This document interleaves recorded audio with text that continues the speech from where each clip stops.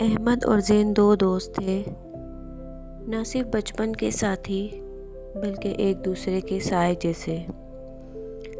School, گلیاں، خواب سب ایک جیسے۔ لوگ کہتے تھے یہ دونوں الگ نہیں ہو سکتے۔ زین شوق ہنسانے والا اور احمد ہمیشہ خاموش مگر سمجھدار۔ ان دونوں کی دوستی ایک کہانی تھی جو ہر دکھ میں مسکراہٹ بانٹ لیتی تھی۔ پھر ایک دن زندگی نے پہلی بار ان پر وار کیا۔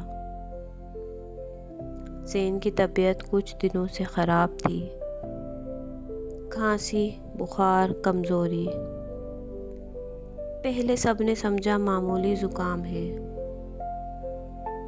مگر جب ٹیسٹ ہوئے تو رپورٹ نے جیسے سب کے پیروں تلے زمین کھینچ لی۔